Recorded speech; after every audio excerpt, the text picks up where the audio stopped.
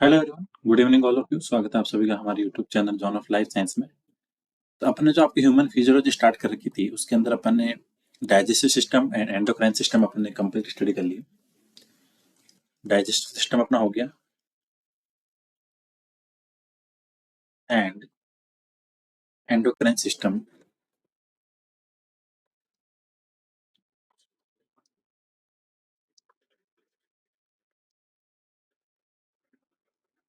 ये दोनों अपने कंप्लीट हो गए। तो जिन्होंने प्रीवियस लेक्चर नहीं देखे हैं एक बार आप जाकर उनको देख लेना ताकि सारी चीजें समझ में आ जाए। आज अपन स्टार्ट करने जा रहे हैं आपके जो सर्कुलेशन सिस्टम अपन ने बेसिक पार्ट स्टडी कर लिया था। आज अपन देखेंगे पहले ब्लड, पूरे कंपोजिशन क्या होता है और क्या क्या चीजें होती है जो ब्लड के बारे में अपन एग्जाम के लिए अपने लिए काफी इंपॉर्टेंट है। आपके चाहे फर्स्ट ग्रेड के एग्जाम हो चाहे असिस्टेंट प्रोफेसर के एग्जाम हो, ब्लड से जहां जहां से पॉसिबिलिटी है क्वेश्चन बनने की वो सारी अपन चीजें यहाँ पे देखेंगे। तो ब्लड को अपन ये कह सकते हैं कि एक तरह का आपका लिक्विड टिश्यू है।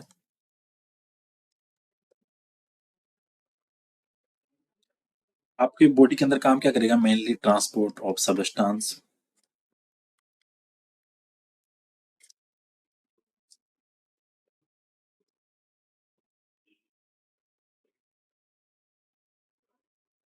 एवरेज एक हेल्दी ह्यूमन की बात करें तो एडल्ट के अंदर आपने इन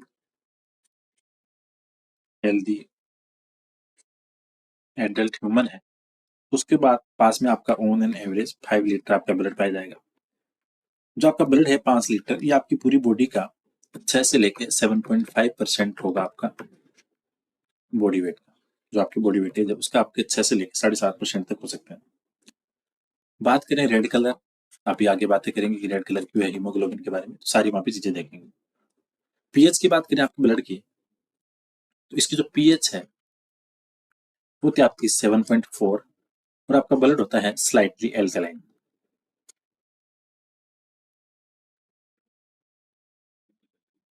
ये बेसिक बेसिक बातें हैं आपके ब्लड को लेकर। दूसरी चीज, आपके ब्लड का काम क्या है जो अपने को जानना जरूरी भी है कि अपन इस टॉपिक पढ़ रहे हैं। तो अगर फंक्शन की बात करें आपके ब्लड की,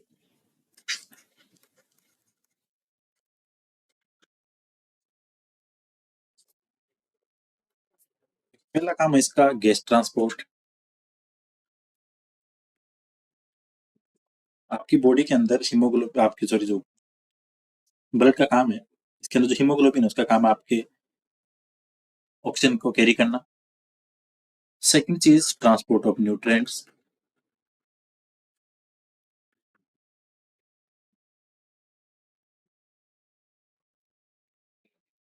transport of excretive products,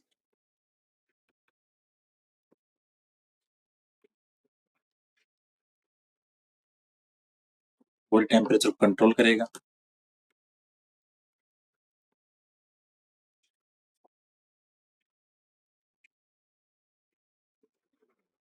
defence against infection वगैरह के अंदर, डब्ल्यूबीसी वगैरह आपकी इन्फेक्शन में काम आएगी।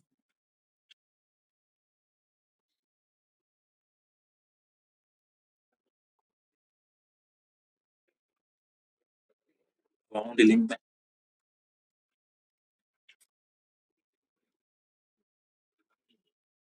तो ये बातें हैं बेसिक आपके जो ब्लड का फंक्शन है उसकी बात हो गई। अब अपन चलते हैं जो अपना मेन टॉपिक है कि ब्लड की कंपोजिशन क्या है, क्या क्या चीजें इसके अंदर पाई जाती हैं। फिर उसको वन बाय वन करके अपन स्टडी करेंगे। प्रीवियस क्लास के अंदर बेसिक वाले के अंदर अपन ने देखी थी कि ब्लड की कंपोजिशन क्या है, उसका एक आइडिया लिया था। अब अपन डिटेल में स्टडी करेंगे एक एक टॉपिक को, जो ब्लड के अंदर कंपोजिशन है उन सारी बातों को अपन कवर करेंगे। देखो, ब्लड के ऊपर जाने से पहले सबसे पहले आपको इसका आउटलाइन है उसका थोड़ा सा बेसिक आइडिया होना चाहिए कि ब्लड के अंदर क्या क्या चीजें पाई जाती हैं, ताकि उसके बाद में चीजें अपने आप थोड़ी आसान हो जाती है। देखो, सबसे पहले ब्लड कंपोजिशन को ध्यान रखने से पहले आप डिवाइड करो आपका ब्लड दो चीजों से मिलकर बना है। एक चीज इसमें है प्लाज्मा और दूसरी है आपकी ब्लड कार्पल्स, जिसको बोलते हैं हिंदी में रुधिर कणिकाएं। प्लाज्मा आपके ब्लड का टोटल है 55% और remaining 45 will be blood carpals. Plasma के अंदर भी अलग अलग चीजें पाई जाएंगी आपकी, एक तो इनऑर्गेनिक कुछ होंगे और कुछ आपके ऑर्गेनिक होंगे। प्लाज्मा के अंदर जो सबसे ज्यादा वेटेज है वो आपके वाटर का, ये होता है आपका 92%। फिर आता है आपके ऑर्गेनिक और इनऑर्गेनिक सब्सटेंस, जो आपके अलग अलग हैं। इसके अंदर चाहे आप उसको सॉलिड पार्ट मान लो, क्योंकि आपका वाटर है, इसके बाद में आपका रिमेनिंग पार्ट बचता है, वो बचता है आपके किसका, ऑर्गेनिक और इनऑर्गेनिक सब्सटेंस का। तो वाटर हो गया 92%। फिर जो सॉलिड सब्सटेंस है उसको फिर आप क्लासिफाई कर सकते हो आपके ऑर्गेनिक और इनऑर्गेनिक सब्सटेंस में।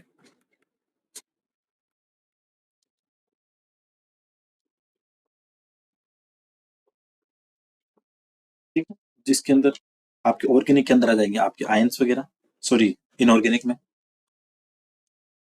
इसके अंदर आपके जैसे कुछ सोडियम, पोटेशियम, मैग्नीशियम आयंस हो जाएंगे, NaCl भी होगा, और कुछ गैस वगैरह भी होगी, ऑक्सीजन है, CO2 है। या तो आपकी ऑर्गेनिक। इनऑर्गेनिक की बात करें तो यहाँ पे आपके प्लाज्मा प्रोटीन्स होंगी। अभी अपन डिस्कस करेंगे प्लाज्मा प्रोटीन कौन सी होती है। कुछ विटामिन हैं, कुछ आपके न्यूट्रिएंट्स हैं, ये आते हैं आपके प्लाज्मा के अंदर। तो प्लाज्मा आपका ब्लड का है टोटल 55% भाग। प्लाज्मा फिर आपका क्लासिफाई है वाटर में, जो आपका 92%, फिर रिमेनिंग 8% आपके ऑर्गेनिक और इनऑर्गेनिक सब्सटेंस। इसके बाद में आता है आपका ब्लड कार्पल, जो है आपकी तीन चीजों में डिवाइड करो इसको। एक तो हो गया आपका RBC, फिर आएगा आपका WBC, एंड देन आपका प्लेटलेट्स। ठीक है, आपके जो WBC है इसको फिर अपन आगे डिवाइड करते हैं। आपके जो WBC इसको अपन डिवाइड करेंगे, एक तो ग्रेनुलोसाइट, और आपकी जो ग्रेनुलोसाइट है ये फिर डिवाइड हो गया आपकी तीन के अंदर, एसिडोफिल, बेसोफिल, न्यूट्रोफिल। एक एक चीजों को अपन देखेंगे, अभी इनके सबके नाम लिख रहे हैं एक बार, फिर सबको डिस्कस करेंगे। फिर आती है आपकी एग्रेनुलोसाइट, इसमें आती है आपकी लिम्फोसाइट और मोनोसाइट। तो ये एक आपकी आउटलाइन है आपके ब्लड के कंपोजिशन की। ठीक है, आपकी प्लाज्मा है, फिर उसके बाद ब्लड कार्पल्स है। आज अपन सबसे पहले देख लेते हैं एक बार कि प्लाज्मा के अंदर क्या क्या चीजें पाई जाती हैं और किस किस तरीके की इसके अंदर कंटेंट है इसका। तो सारी बातें एक बार अपन कवर कर लेते हैं। तो पहला अपना टॉपिक रहेगा प्लाज्मा, उसके बाद में अपन चलेंगे आपके ब्लड कार्पल्स पे, जिसके अंदर अपन पहले देखेंगे RBC। तो पहले अपन स्टार्ट करते हैं आपका प्लाज्मा।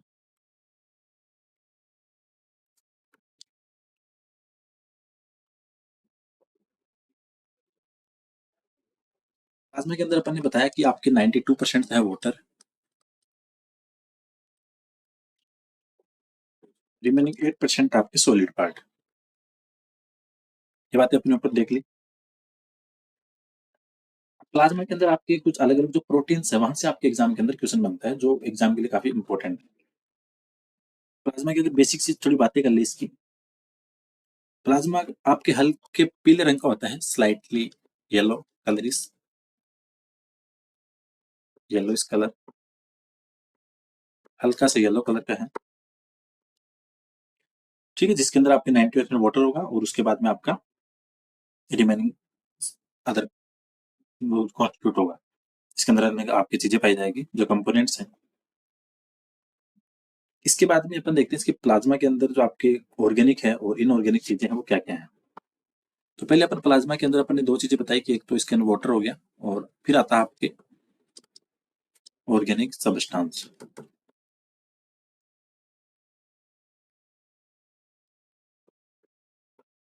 एक चीज और ध्यान रखो, इसका अपन बता रहे हैं कि इसका हल्का सा येलो कलर होता है। येलो कलर एक पिगमेंट की वजह से होता है, और उस पिगमेंट का नाम होता है आपके यूरोबिलिनोजन। एक सेकंड, ड्यू टू यूरोबिलिनोजन।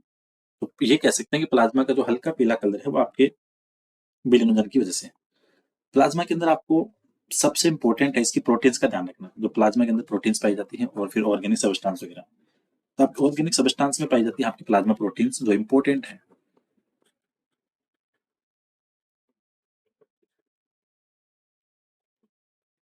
तो प्लाज्मा प्रोटीन होती है आपकी बेसिकली 4 प्रकार की इसके अंदर।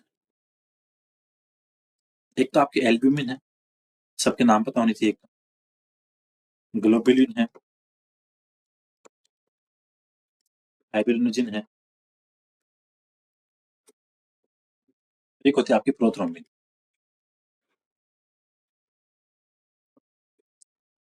This all are synthesized in liver. तो प्लाज्मा प्रोटीन का फॉर्मेशन है वो कहाँ होगा? फॉर्मेशन होगा आपके लीवर के अंदर। तो आपको ध्यान रखना है कि प्लाज्मा प्रोटीन आपके बेसिकली 4, एल्ब्यूमिन, ग्लोबुलिन, फाइब्रिनोजेन और प्रोथ्रोम्बिन। फाइब्रिनोजेन और प्रोथ्रोम्बिन दोनों को साथ में कंबाइंडली स्टडी करते हैं क्योंकि इन दोनों का काम आपके एज ब्लड क्लॉटिंग फैक्टर, तो इसलिए अपन इनको देखते हैं। और सबसे इंपॉर्टेंट इनका जो प्लाज्मा प्रोटीन का सिंथेसिस है वो होगा आपका लीवर के अंदर। तो ये आपको थोड़ा ध्यान रखना है, ये क्वेश्चन बनता है आपके कि प्लाज्मा प्रोटीन का सिंथेसिस कहाँ होगा? वो होगा आपके प्रोटीन लीवर के अंदर। एक एक करके इनका थोड़ा काम भी देख लेते हैं। पहले आती है आपकी एल्ब्यूमिन।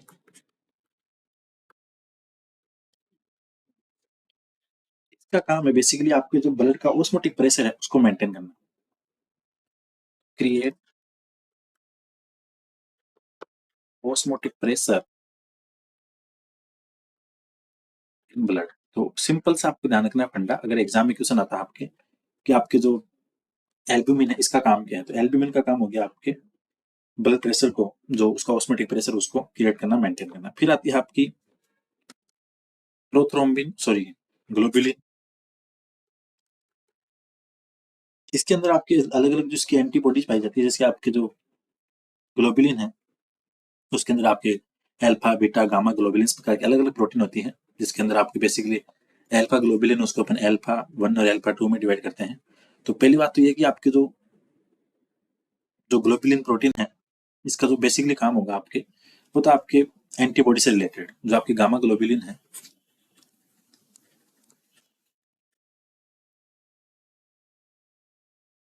फॉर्मेशन ऑफ एंटीबॉडी,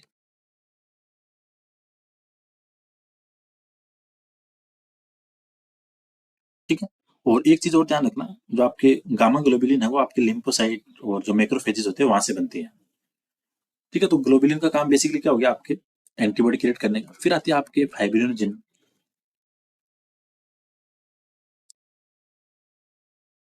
और प्रोथ्रोम्बिन।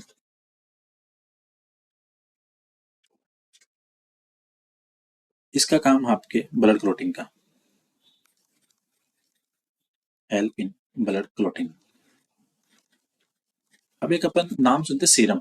सीरम क्या होता है? जब आपके प्लाज्मा से आप फाइब्रिनोजेन को अलग कर देते हो तो बनता है आपका सीरम। तो हमेशा ध्यान रखना कि अगर वर्ड आता है सीरम, तो सीरम का मतलब हो गया प्लाज्मा विदाउट फाइब्रिनोजन।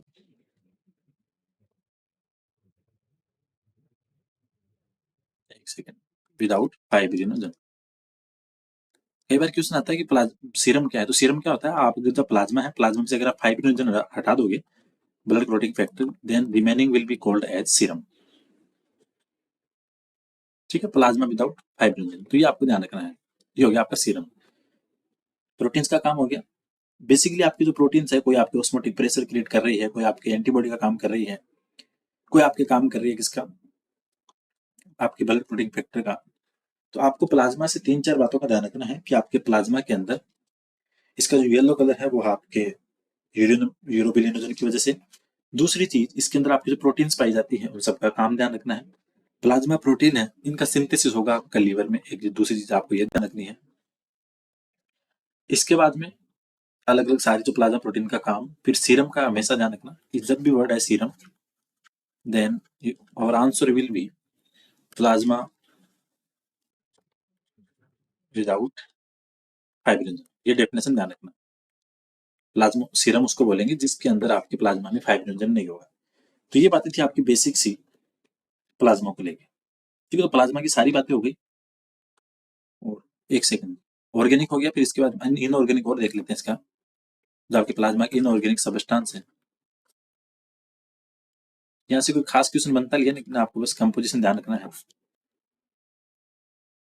और इसका जो टोटल होता है ये आपके 0.91% होता है आपके टोटल प्लाज्मा का। तो इसके अंदर आपके sodium, potassium, calcium, magnesium, chlorine, chloride, ठीक है, SiO3 है, सोडियम बाइकार्बोनेट वगैरह, ये आपको ध्यान रखना है जहाँ से आपके क्वेश्चन बनते हैं। और इन सब के अंदर सबसे ज्यादा होता है, मैक्सिमम होगा इन सब के अंदर NaCl, जो आपकी इनऑर्गेनिक सब्सटेंस में होगा। तो बस यहाँ से इतना ध्यान रखना है कि इनके अंदर जो चीजें पाई जाती हैं प्लाज्मा के अंदर, ऑर्गेनिक सब्सटेंस में प्रोटीन थी और इनऑर्गेनिक के अंदर आपके कुछ साल्ट वगैरह है। अब फिर अपना जो मेन टॉपिक है, जो अपने अपना टॉपिक स्टार्ट किया था कि ब्लड कंपोजिशन के अंदर ब्लड कार्पल्स पे, कि प्लाज्मा आपका हो गया कि अपने यहाँ पे दो में डिवाइड किया था प्लाज्मा, तो प्लाज्मा अपने वाला ये क्लियर है। इसके बाद में आपका था ब्लड कार्पल्स, तो इनको अपन देखते हैं। अब ब्लड कार्पल्स के अंदर अपन आज देखेंगे सिर्फ आरबीसी। ठीक है, आरबीसी से पहले अपन स्टार्ट करेंगे जिनको बोलते हैं red blood cell, sorry red blood corpuscles, या इसको बोलो आप इरिथ्रोसाइट।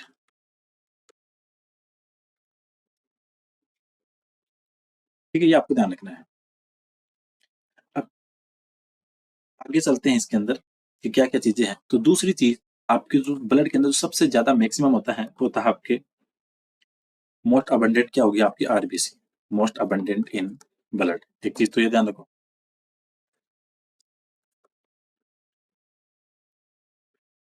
पहला पॉइंट ये हो गया।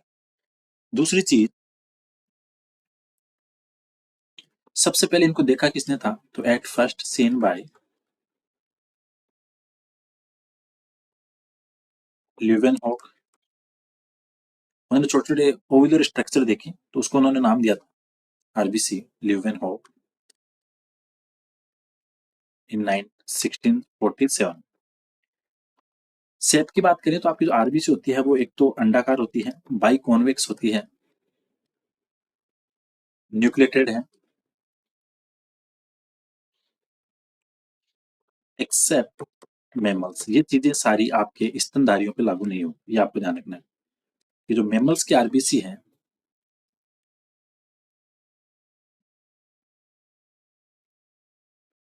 कैसी होगी आपकी, एक तो सर्कुलर होगी, वर्ताकार, बाई कॉनकेव होगी, ये आपको ध्यान रखना है, और केंद्रक आपके वो एब्सेंट होगा, तो नॉन न्यूक्लिएटेड होगी। ये दोनों चीजें आपको ध्यान रखनी है।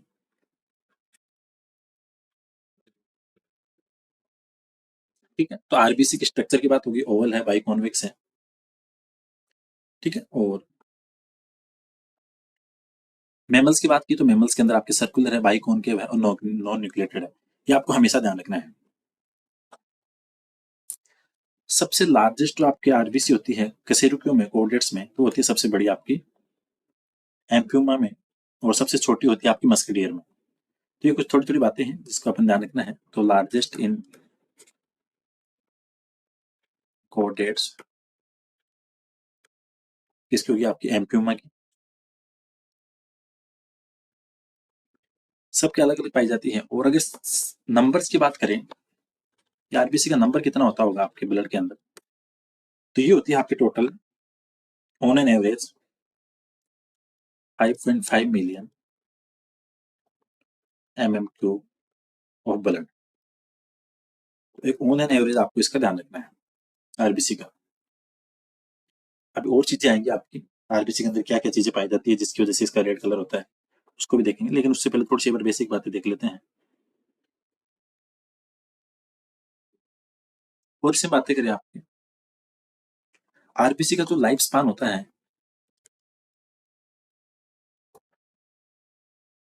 वो होता है 120 डेज।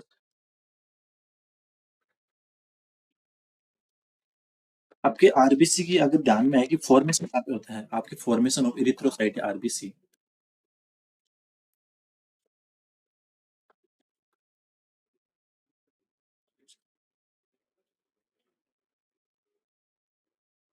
देखो फॉर्मेशन ऑफ जो आरबीसी इसको बोलते हैं हिमोपोइसिस या इरिथ्रोपोइसिस। तो इसको अपन ये कह सकते हैं हिमोपोइसिस या इरिथ्रोपोइसिस।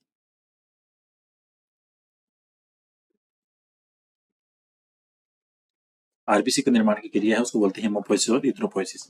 यहाँ पे तीन चार चीजें आपको जो ध्यान रखनी है कि आरबीसी का फॉर्मेशन है वो कहाँ कहाँ पे किस तरह से होता है। तो जो एम्ब्रियोनिक पीरियड में जो सेकंड मंथ तक है, in 2 months of embryo, तब तो होगा आपके योग सेक में आरबीसी का निर्माण।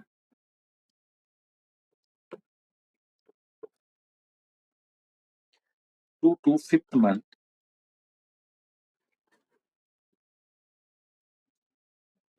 होगा आपका लीवर, स्प्लेन और थाइमस ग्लैंड में, और एडल्ट में होता है आपके रेड बोन मैरो में।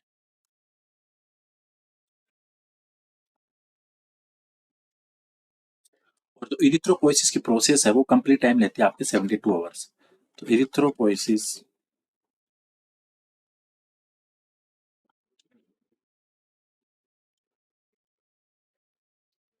Complete in 72 hours.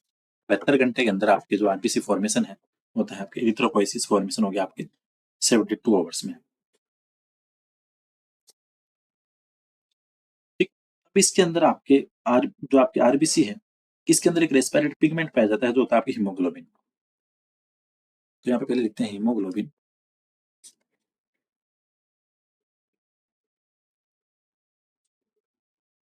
ये क्या है? रेस्पिरेटरी पिगमेंट है।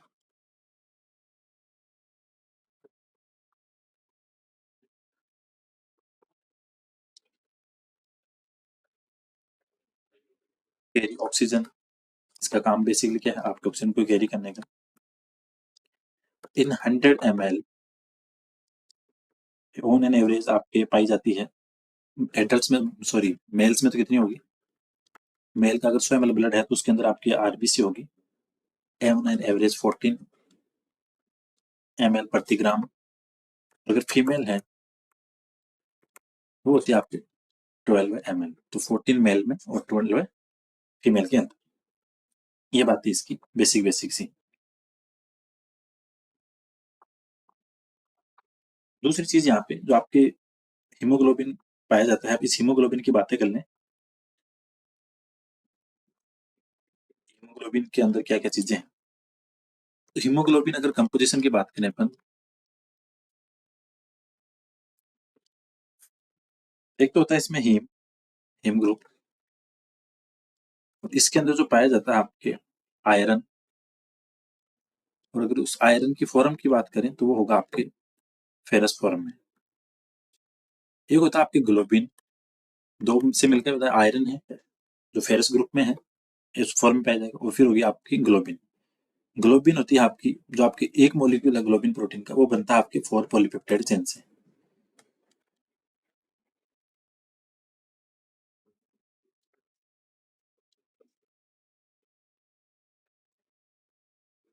ठीक है, 4 पॉलीपेप्टाइड चेन जिसके अंदर आपके एक तो अल्फा है और एक अल्फा चेन, इसमें होंगे आपके 141 अमीनो एसिड।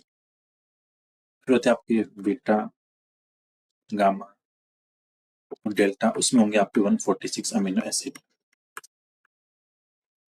ठीक है, तो ये आपको थोड़ा ध्यान रखना है जहाँ से आपके क्वेश्चन बनते हैं एग्जाम में।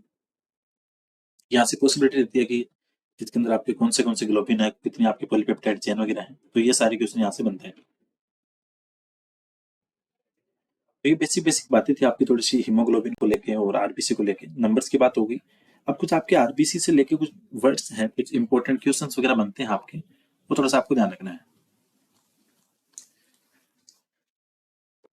अगर आपकी आरबीसी का नंबर बढ़ता है तो उसको बोलते हैं पॉलीसाइथीमिया। तो एक वर्ड का ध्यान रखना कि पॉलीसाइथीमिया का मतलब है पॉलीसाइथीमिया।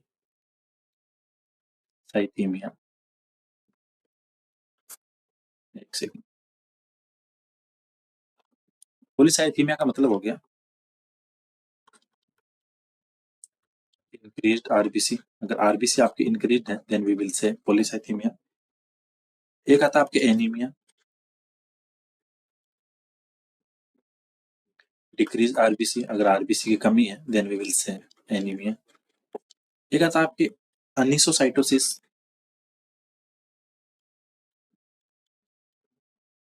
ये होता है आपके change in size of RBC.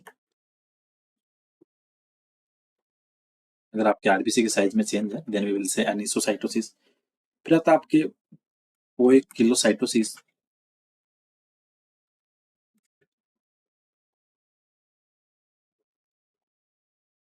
Change in shape of RBC.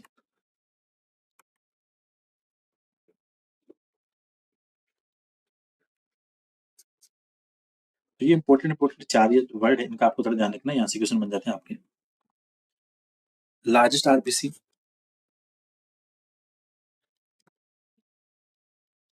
वो किसमें, एम्फियोमा में।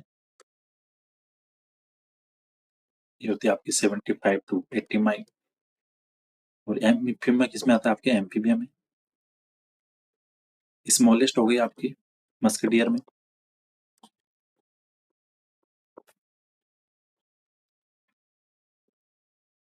जो आपके मेमेलिया में है 2.5 माइक्रो। ठीक है, तो ये थोड़ी बातें थी आपकी इंपॉर्टेंट। आरबीसी का duration, RBC life span in adult होगा 120। एडल्ट की बात हो रही है देन 120 डेज। और न्यू बोर्न की बात है 100 डेज। ठीक है, तो ये थी आपकी बेसिकली। और आपके आरबीसी का जो डिस्ट्रक्शन होता है वो होता है आपकी स्प्लीन के अंदर। स्प्लीन के अंदर क्या होगा, इसको बोलते हैं ग्रेवयार्ड ऑफ आरबीसी।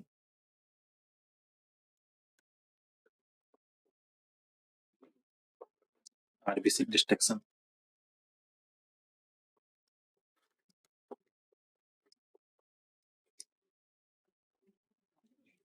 एक हार्मोन आता है इरिथ्रोपोएटिन,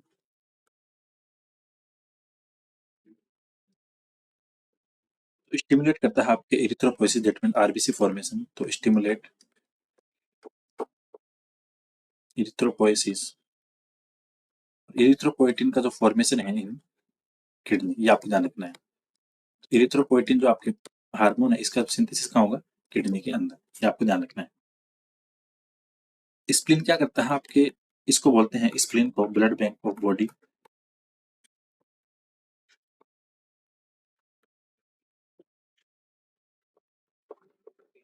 ये क्या करता है, आपके जो एक्सिस ब्लड कार्पल्स है उनको स्टोर करता है।